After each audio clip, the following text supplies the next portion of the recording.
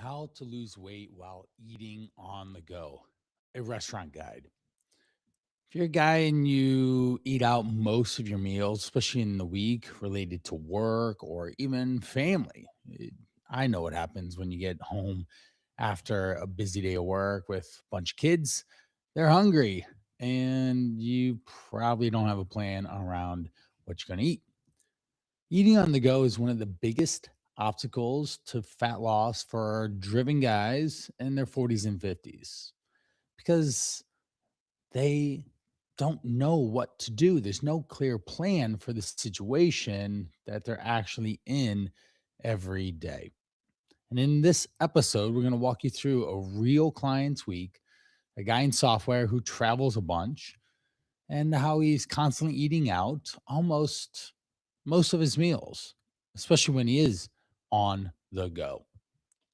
I'm going to break down exactly what he does in these different situations in all sorts of different scenarios: airports, early morning travel, fast casual spots like Chipotle, Panera, Subway, drive throughs like McDonald's, Chick fil A, gas stations on long drives or even long road days, client dinners, work conferences, whether they're close to you or they are in another state, family dinners with your family and kids. This is going to be a practical nutritional advice for men who want to improve their energy, their body composition. Let's lose the belly and not gain it every single time you go out, and for a long term health plan that you can manage day in and day out. Stop and think about this. If every time you left and ate out somewhere and you gained even a quarter of a pound, how much weight would that end up putting on you at the end of the year if that was your lifestyle? If you've been trying to lose weight while keeping up with the daily demands of work, business, and all the things that are going on, this is going to hit really good for you. Now, if you stick to the end and check the show notes, I actually have an eating on the go guide that I built specifically for this. It's full of really useful tips, tricks, hacks that are really easy to read and understand. It's got a table of contents. Go to the page, open it up, and you'll see exactly what you should do in those situations to maintain the progress that you want for yourself. It's a very clear, it's a repeatable approach for making better decisions without having to overthink. Oh, I walk into this restaurant. I don't know what to eat. We don't need to worry about that. It's going to cover frameworks and how to manage this.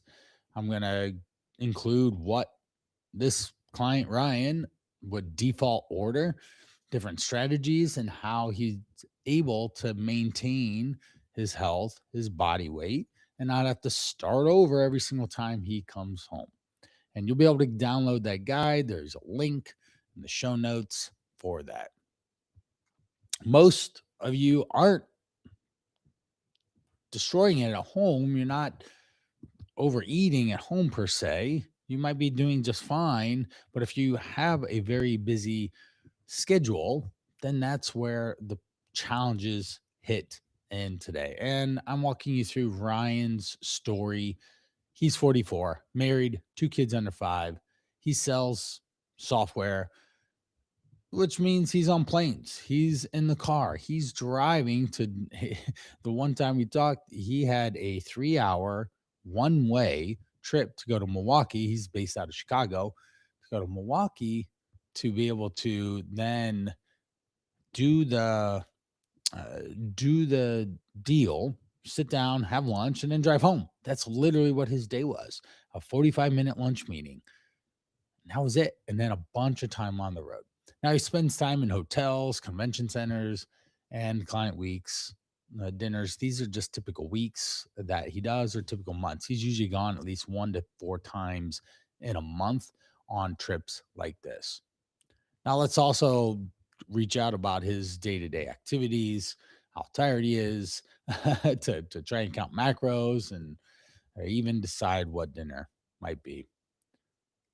When you're tired and you're on back to back calls, you're driving around long days or in and out of airports, and you have 20 to 40 minutes, what are you going to grab?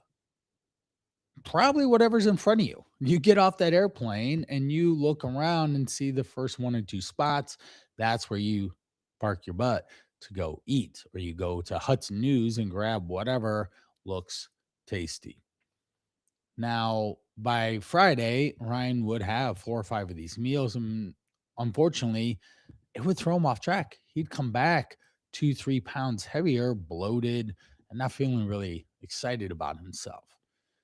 And as we worked on his plan, then we're able to figure out what he should be doing. Now, this is episode 79, Driven for Health. I'm Coach Brian Piranha. I'm a seasoned veteran in this coaching space around health, fitness, nutrition, and I'm here to help you do this, figure it out, understand what's the best scenario for you to be successful. Who's Ryan and why does it matter? Before we get into the specifics, real life picture of him. Ryan wakes up early. He's got 2 kids that are 5 and under. He gets out the door sometimes even before his kids wake up, and he and his wife are tag teaming responsibilities. Right? He's not always the first one out the house, but sometimes he gets to stay home and play dad duty as well. Now, when he's actually going on a flight, then yeah, he's got to get up and move, and he'll be gone for 3, 4 days at a time. He loves his family. He's great at his job, and he likes to stay in shape. I mean, this guy's got some muscle on him, but he also had a belly. The Ryan was started off at 250 ish, 240, 250 in that range. And now we have him down a steady 225, and he carries the weight well. The guy bench presses 300, no problem. I think the one time we talked about doing reps at 225. I mean, he has an extensive exercise background, and this dude just has a lot of strength. But you can't look like the Hulk if you have a gut and you're just bloated all the time. And what we did was what got him into that spot in the first place was the traveling, was the demands of the work schedule and the eating on the go. And this was important to make sure that he didn't want to look like this. He didn't want to identify this. That's one of the first pillars of my Call to Rise program is identity. He wanted to be a healthy, fit father that was there for his kids. All right, let's go over 5 rules we built for everything that is around him. And as we go, we're actually going to walk through a week, but here are the 5 rules that we put in place to make it simple, to make it easy. And they are, yes, they're foundational, they're concepts. These are the things you want to put in your head. Pause this as you go and write it down. Rule number 1, decide before you get there. Okay. The worst time to figure out what you're going to eat is when you're staring at a menu and your stomach's grumbling, you're hangry, stressed, time pressured. Humans don't make good decisions there. You'll be staring at the menu, and then the host or hostess is going to come up, the waiter or the waitress will come up and they will say, "Hey, we have these specials too." So even if you thought about eating in quotation salad, whatever their special of the day sounds way better. And it's something that you don't normally have, but it's probably high calorie. Most restaurants are going to serve you easily 1,000 plus calories, even up to 1,500 calories. And you stack a Coors Light in there, then you're talking about some massive amount of calories. Rule number 2, read the menu in advance. So know where you're going to go, read it in advance, and pretty much every restaurant has a menu online. Or even going back to this, looking at, say, Apple Maps or Google Maps, you can actually look and see around what places are available in the location that you'll be in. to do a little recon in a sense. Now, looking at your menu before, it takes, 1 or 2 minutes, and you'll be able to pull it up and find 2 or 3 reasonable options that make sense for you. As soon as you decide in a place of calm, cool, you won't have an impromptu decision that you end up just making as in a rush. All right. I know people that make rush decisions and it's not what they actually wanted. They just panic ordered.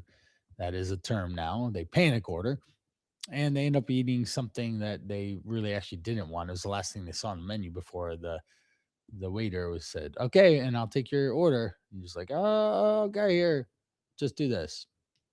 Rule number 3: build your meal around protein. 4 to 6 ounces is a minimum amount. If you're eating out, you could even do 7 or 8.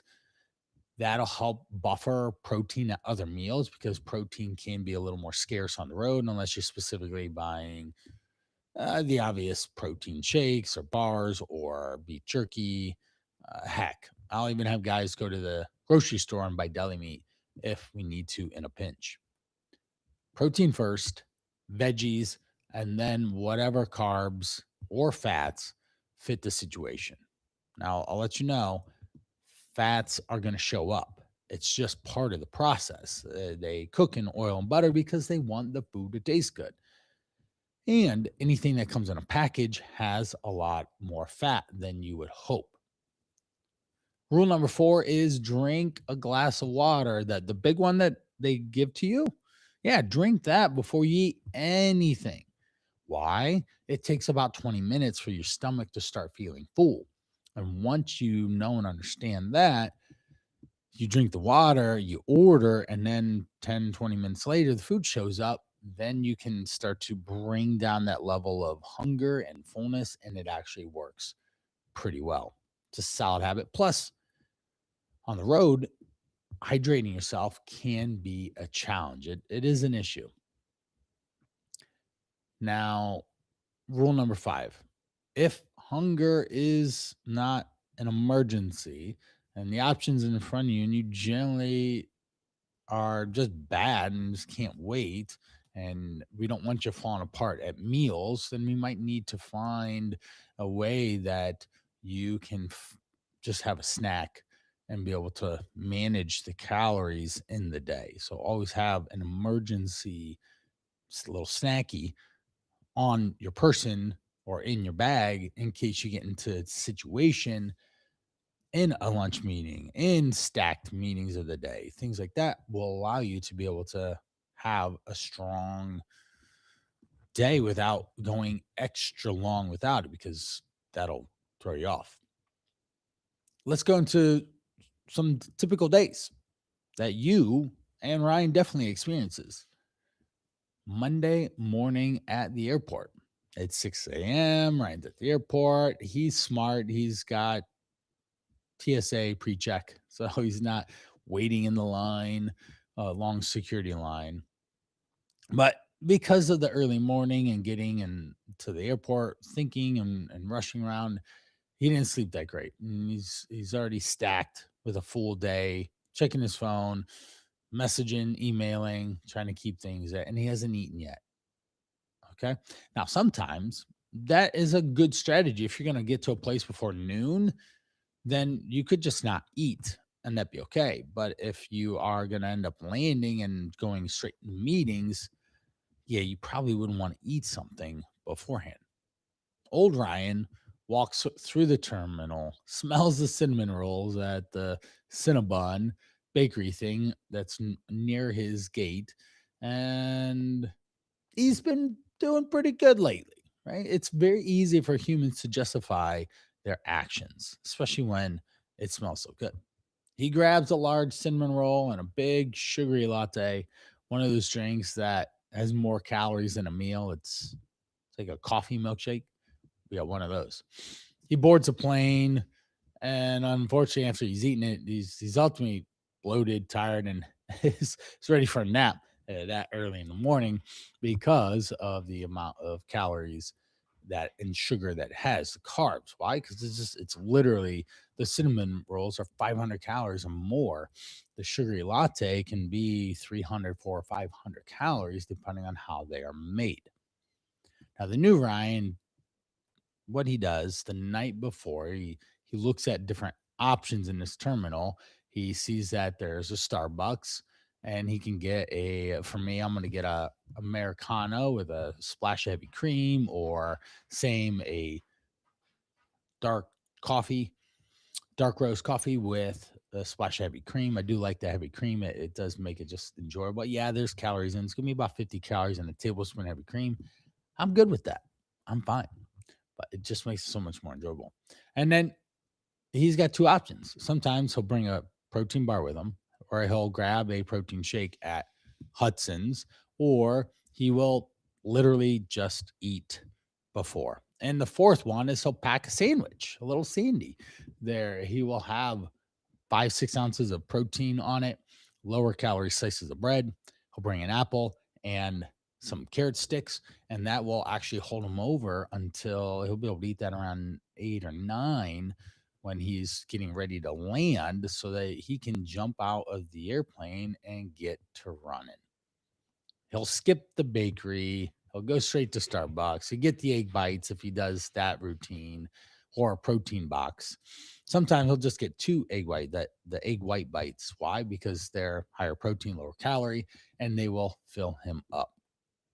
He'll pass on the croissant, the cake pops, and then enjoy that meal. Now, he's also again got some protein bars just in case he needs to be more full or eat, he gets hungry or something, then he can manage that again. If we're strategic about it, he can eat something before he gets off the plane, so he's prepared and ready to eat. All right. This is important because planning and preparing, he's done it for the work, and that's something that you do too. You are well planned out for the meeting schedule and day, but you have no idea what you're going to eat. And there's the disconnect. So this is an airport strategy that works really well for him. And I also have it in the Eating on the Go guide. Tuesday, mid-morning, and the diner situation. All right, we're on to Tuesday.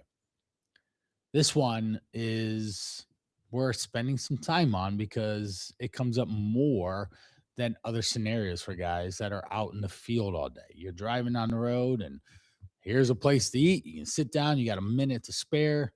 All right, let's do it. It's Tuesday and he's got this gap. It's about 45 minutes from one client visit to the next client one, and he's driving around in between offices. He's in an unfamiliar area. He spots a diner. He pulls in and sits down. Hostess was so nice, sits him a real nice spot, and he's actually going to eat a real meal, not just protein supplements. Actually, I discourage protein supplements quite a bit as being something that is eaten on a regular basis. We want to make them supplemental, and we want to find real food as much as possible because that is what makes you full longer. And we want to be always in the practice of eating whole foods. All right, he's there, he's sitting down, and he gets that big giant laminated page. There's 50 items on it. Holy cow, it's a breakfast all day. There's a lunch, dinner section. There's special inserts tucked inside. There's a board on the wall that he walks past that has other daily specials. Eggs Benedicts, 3 ways. We've got short rib hash, stuffed French toast with powdered sugar syrup in the photo. Shoot, I would go for that. I'd actually go for the pancakes. You give me a triple stacker of dinner plate pancake size, I'm all in. That's the thing that's going to get me. So, with all the photos, with all the options that are in front of them, and they're designed to make you want everything. And even the way the waitress and waiter come up and ask you, they're going to prompt you to get a lot of the good stuff. They want your dining experience to be really good. The Reuben is a mountain of pastrami, dripping cheese, Thousand Island dressing, piled next to a heap of fries. Then there's a picture of a loaded burger that probably weighs a pound. Right? It's the full pounder. And there's a chicken fried steak and again the pancakes. Old Ryan would have totally fell for the Reuben. I would too. I love Reubens. That toasted rye bread and the Thousand Island dressing with the Swiss cheese and the sauerkraut. That's a good sandwich. And put it in the comments if you don't like that. It's like, come on, this is delicious. And then he'd would have definitely had the fries and then even added a bag of chips to the order too, because they go really well with a sandwich, right? Like, why not? Works paying. So he didn't have to worry about it. Now, what happens? He didn't have a meeting for another 2 hours. So he stacks a tall boy Coors Light in there too. He's a big fan of the Silver Bullet. I enjoyed the Silver Bullet too. And he just want a little chill, relax time. So he's got a couple hours before his next meeting. It's not really that big of a deal.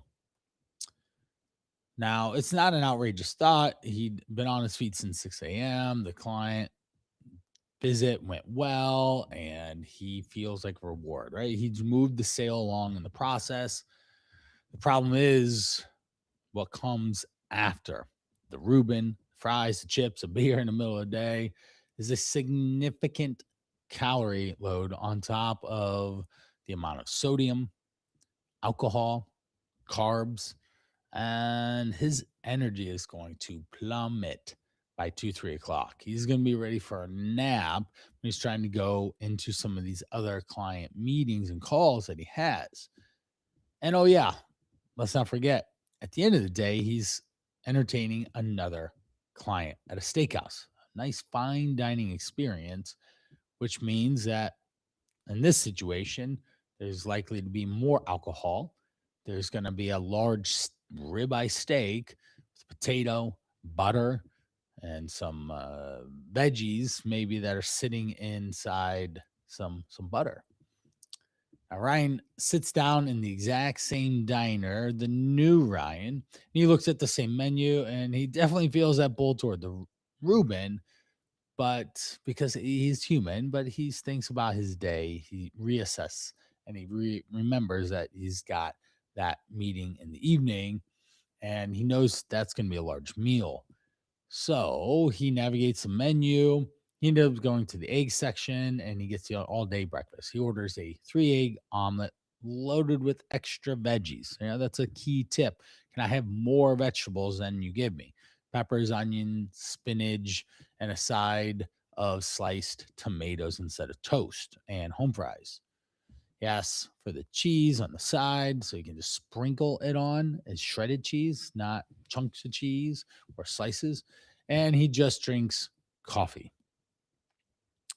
It's not as exciting as a Reuben, right? But he doesn't leave the diner feeling crashed out, as Levi would say, my oldest. He is clear, he's focused, he's satisfied, and has enough food in the tank.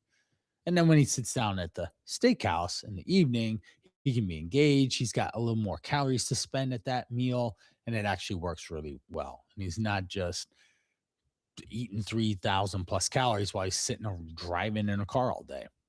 Now, this is important to find this balance and this moderation, and that's a skill set that you can have, and you don't have to just like not eat all day because of the meal at night. We can just make a decision that works for you.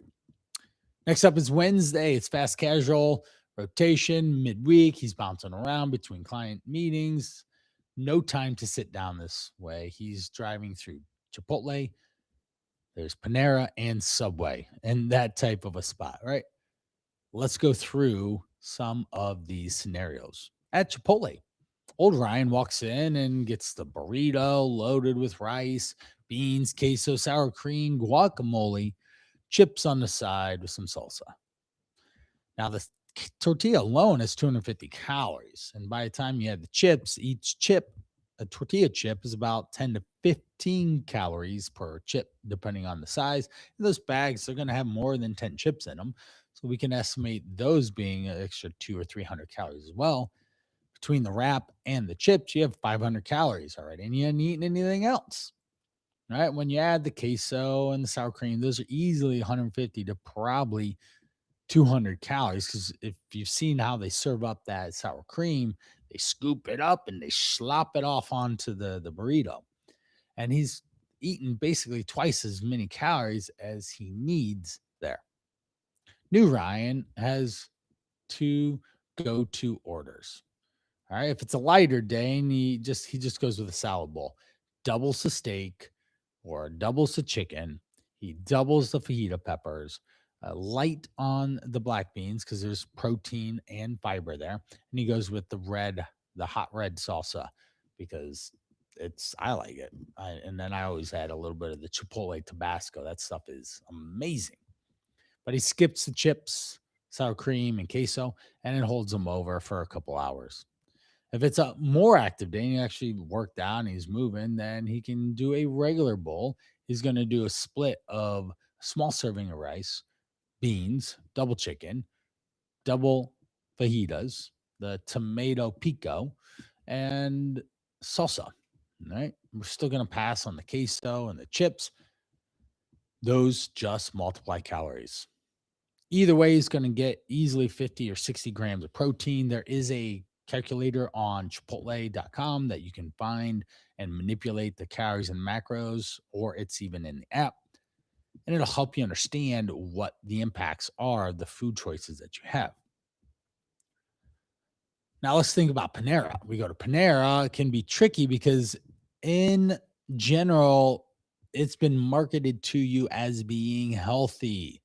Panera and healthy are linked because they've done a great job marketing it. Sure, they have salads and it's a clean design, but there's words like whole grain or artesian, and that makes you think that it's healthy, but they ultimately serve lots of carbs and fats. That's Panera. If you if you zoom out and just look at it, yeah, lots of carbs, lots of fats. Old Ryan, you'd pick the pick two, half sandwich, and a creamy soup. Get the baguette on the side, a sweet tea, and a cookie because why not? I got a busy, hard day ahead, right? Again, we can justify all that. And it's the upsell right at the end. Would you like a cookie with that? And then well, sure. Or you should eat a cookie with that. And then, yeah, sure, I will. But that is going to be a heavy, heavy amount of food and calories. Now, new Ryan is going to order half a sandwich, half a salad, and instead of the soup, and dressing on side so he can control how much of that goes in. He's skipping the bread. He'll grab the apple and go with unsweetened tea. All right. That's really important here. Subway. Subway feels like a safe choice. Again, it has been connected that Subway is healthy, the way they market and advertise it.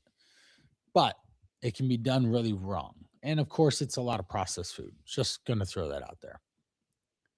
But old Ryan grabs a foot long with the meatballs and the cheese. Unfortunately, the meatballs there aren't a lot of protein. They are a lot of fat. Even the steak is going to have a lot of fat in it. Chips, cookie, a sugary Coke to go with that. Why not? And it's just a sandwich made by the local sandwich artist. The reality is that the bread alone will have almost 300 calories in that meal. You add a bag of chips is 150, and the cookies over 100. So do simple math: 300, 100 with the cookie, that's 400, and chips that's 550 calories just in straight up carbs. New Ryan is going to grab a foot long, but only eat 6 inches of the bread, eat all of the insides of a double chicken, and as many tomatoes, cucumbers, and peppers, onions that he can get on that 6 inch sub. He might even eat some of it with a fork.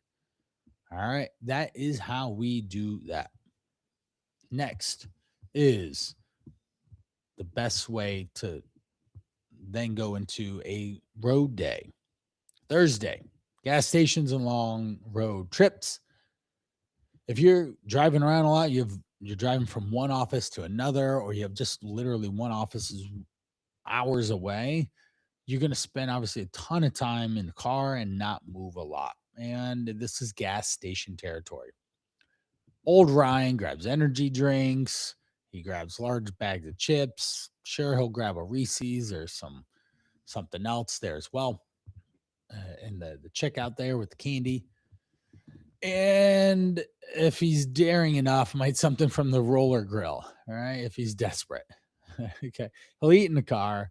We'll get a huge energy spike. And then when that caffeine and sugar runs out, he'll come crashing down hard and wondering why he's feeling terrible. Wants to take a nap while he's driving. Right? It's hard to drive long hours if your blood sugar levels in the gutter. New Ryan, one simple rule. We're going to go for a protein first, then fruit second. Beef jerky or hard boiled eggs, a Greek yogurt, ready to drink protein shake, small bag of nuts. Those are easily the first things that he should grab and try and keep it under 500 calories in total. Everything is packaged so he can actually read it and actually understand all of it. Now, he also will bring snacks in his car. I always suggest heavy vegetables, heavy protein, fruits, apples, oranges, bananas, carrots, cucumber, peppers, cherry tomatoes. Those you can almost endlessly snack on and it not cause a lot of damage or a lot of calories added to your day. Whereas I remember this one road trip we went down as a family to Florida, and I got my travel snack, which was Doritos, and we drive overnight because the kids could sleep for 8, 9, 10 hours and get pretty darn far. We would go from Ohio, and I could make it all the way down to Florida, and the kids were generally quiet and reserved. They would start waking up when we hit Georgia, the Florida Georgia line, and because I'd have to pee and I'm tired at that point. But I'd open up a bag of Doritos at midnight. Next thing you know, my hand's hitting the bottom of the bag by the time sun comes up. Shoot, I've just eaten 1,500 calories overnight to stay awake. That's not a good strategy. After I realized that I did it to one time, I stopped buying those. Okay, not a good thing. Next up is Friday night, the fine dining client, or maybe a date night with the lady. Most of the guys in Ryan's position are stuck in this. And I've even had tons of clients where fine dining isn't even exciting because they've gone so much. All right. Now, Ryan at a steakhouse with the right type of clientele, he's going tomahawk, he's going huge ribeye, porterhouse, those gigantic things. We got the bread basket within hand's reach. Again, we're getting a tall boy of Coors Light because that's his chosen beverage. And they're ordering sides family style as well. There's endless amounts of calories. He can easily walk out of there at 2,000 plus calories. And depending on how heavy the guy's drink, he might end up having 2 or 3 cores as well. Sometimes that's the environment situations that Ryan is in. Important to know. And if that's your situation, you have to be careful. Now, new Ryan, he goes in with a loose plan, protein, double vegetables, always a clear winner. A filet, sirloin, you can always joke around with guys like, yeah, I'm trying to keep my waistline slim, or I just really like fillets. I'm just gonna eat this thing here, and I'm saving some room for the beer, guys. I'm not having the giant potato with the with the butter and the bread basket. All right, that's going to be the biggest win. All right, and also you can always make fun of yourself, something that makes it easy to kind of get things settled. We certainly don't want you to go in and order a chicken salad if everyone's ordering steak. Then the rest of his day, he's played and planned around what he needs to do or how it needs to work as well so he can be successful. He can be very fully present at the dinner. He can entertain and engage with the clients, and he can make sure he stays on track. I always joke, but none of those guys are gonna be in your room at 3 a.m. in hotel holding your hair back if you're throwing up because you had too many of beer or alcohol or hard drinks, or you ended up with too much, just literally too much. Lastly, is the conference at Vegas. This is industry standard. He goes multiple times a year. And in the time he's going there, he's there for 3 or 4 days. They're long days. They have a buffet in the morning, there's receptions, there's free drinks in the evening, there's a snack cart that walks around late nights, and then he's back at it and waking up at 6 or 7 in the morning to get back to it. Old Ryan gains 5 pounds coming from those environments because they're just inundated with food opportunities and works buying. And when you start off this way, it's actually fun and engaging. But when you have done it a couple times, it's actually, and you're trying to lose weight, it's frustrating. New Ryan goes in with a simple framework. He's always going to go right to the protein, eggs, Greek yogurt. Even if he has to eat on his own, he'll grab something from even the local convenience store or a gas station. If lunch is a buffet, he goes protein, vegetables only. Okay. He's saving calories to spare. He's not just going up for seconds or thirds. And in the evenings, he's going to go again with that protein double vegetable type option. If he's in a appetizer situation, he understands that appetizers are roughly about 50 calories per bite. That's a really easy way to assess. He'll have one or two drinks, cans, and then he's good. He makes it out alive. Family dinners, we got Ryan back at home. He's got his 2 kids and his wife. They're traveling, and there's Chinese. There's going out to the local restaurant there, the Applebee's or something. And again, old Ryan goes in and just ends up ordering just like the diner situation, whatever he can get his hands on or whatever sounds great. But new Ryan respects himself. He orders a protein double vegetables. He skips on the big entrees. He looks at the menu to notice how many calories are in these dishes, and he makes it out. Same thing at, say, Mexican. He's going for fajitas and he's bringing half of it home. Or at an Italian place, he's looking for a grilled or baked protein, not loaded up with heavy amounts of pasta or cheese. And he's sparing himself from the mountains of bread that are there. And he's not lecturing his kids not to eat this or that or his wife or whatever. He just makes these decisions himself and leads. What's changed for Ryan? He's down, lost like 30 plus pounds because of this. He is consistent energy, his blood work has improved. He feels better than he has in probably since his kids were born. Yeah, 5, 6 years. And this is important because he likes to win with business, with his family, and take care of himself because that's his identity.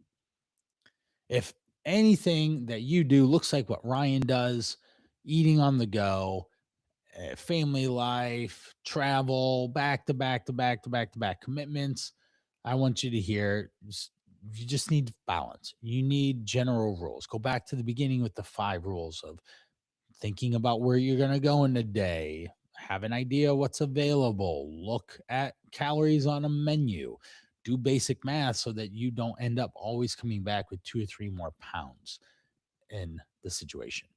Now, as I mentioned, wrapping this up, I do have an eating on the go guide. You can grab that in the show notes and grab that. It's a free copy. Just drop your email and it'll get sent right over. I look forward to you looking through that. I've spent probably about 10 hours scouring the internet and my brain for all the tips, tricks, hacks. It's very easy to understand. It has table of contents for different places to go to, and you will be successful looking at that before you go into a restaurant and feel good about your choices. And lastly, if you are looking to get coached, I have a free health hot seat coaching session on this podcast. All I need you to do, if you've been listening in, this is 79th episode already, and you would love to get some coaching feedback and some guidance on where you're at and what's going on, I'd love to help. All you got to do is email me at brian@brianparana.com, and then I can talk to you about the health hot seat. You'll tell me all your information. Then we'll show up live on a call and go over everything, giving you exact strategies, free blueprint for you to take it and run with it. So that is the health hot seat as well. That's it for this episode of Driven for Health. Thanks so much for joining me. I appreciate you. And next time is episode 80. I'm interviewing a busy father of four, self employed, juggling all things while trying to keep himself fit. His name's Chris. We'll catch you in the next episode.